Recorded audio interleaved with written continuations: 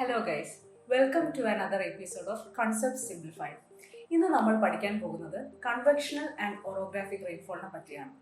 എന്താണ് Convectional Rainfall? സൂര്യന്റെ temperature കാരണം ഭൂമി ചൂടാകുമ്പോൾ ഭൂമിയുമായിട്ട് കോണ്ടാക്റ്റിൽ ഇരിക്കുന്ന എയറും ചൂടാകുന്നു. അങ്ങനെ ഇവാപറേഷൻ നടക്കുന്നു. ഒരു സമയമാകുമ്പോൾ ഈ ചൂടായ എയർ സ്വാഭാവികമായിട്ടും തണുത്ത് കണ്ടൻസ് ചെയ്ത് മേഘങ്ങൾ ഫോമായി അതുവഴി മഴ പെയ്യുന്നു. ഇതാണ് convectional rainfall.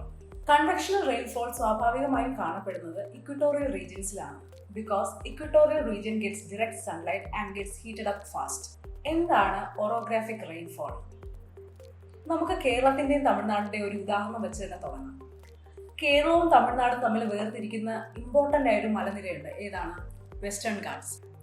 Monsoon clouds Kerala വഴി തമിഴ്നാടിനെ അപ്രോച്ച് ചെയ്യുമ്പോൾ അവിടെ ബാരിയറായി നിൽക്കുന്നത് വെസ്റ്റേൺ ഗാട്സ് ആണ്.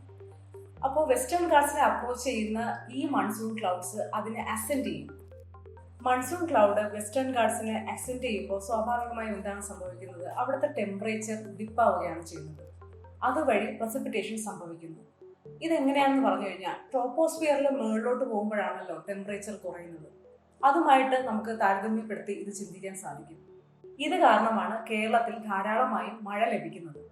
പക്ഷേ തമിഴ്നാട്ടിൽ എന്തുകൊണ്ടാണ് മഴ ലഭിക്കാത്തത്? ഇതിന്റെ കാരണം നമുക്ക് നോക്കാം. തമിഴ്നാട്ടിലേക്ക് ക്രോസ് ചെയ്യണമെങ്കിൽ മൺസൂൺ ക്ലൗഡിന് തീർച്ചയായിട്ടും മലനിരകളെ ഡിസെൻഡ് ചെയ്തേ മതിയാകും.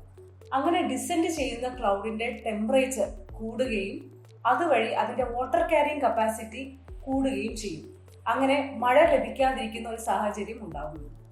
ഇതുകൊണ്ടാണ് തമിഴ്നാട് ഭാഗത്ത് മഴ ലഭിക്കാതിരിക്കുകയും ആ ഭാഗത്തെ റെയിൻ ഷാഡോ റീജിയൻ എന്ന് പറയുകയും ചെയ്യുന്നത്. ഇതിനെയാണ് ഓറോഗ്രാഫിക് റെയിൻഫോൾ എന്ന് പറയുന്നത്. Thank you.